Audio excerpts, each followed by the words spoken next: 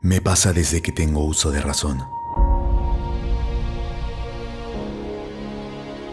No hay un solo día sin ese sentimiento, esa pasión infinita que te devuelve a los bellos momentos que me diste.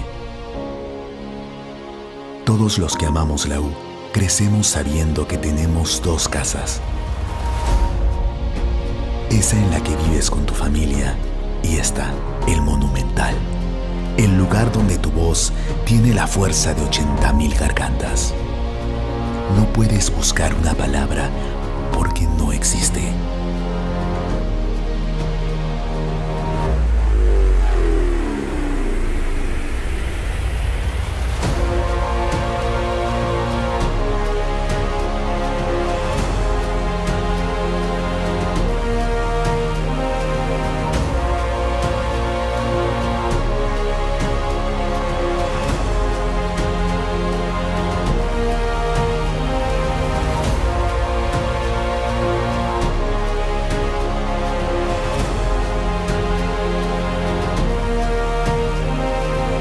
Tantos recuerdos, tanto orgullo y ahora por fin mostrarlo al mundo de una manera única.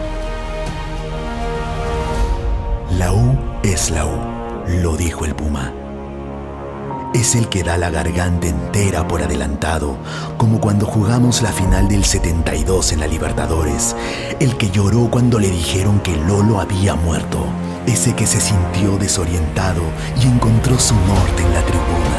Porque lo mejor de la vida es poder soñar, poder cantar, sentir la ilusión en cada centímetro de tu piel, creer y conseguir lo imposible.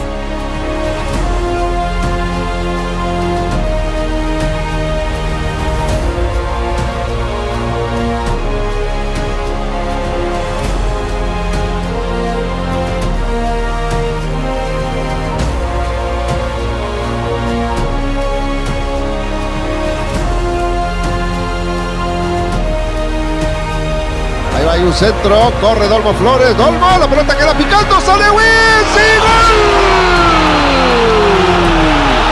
¡Gol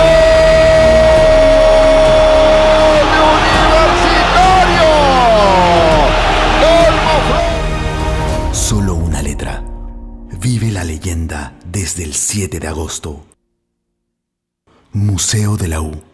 Historia de una pasión.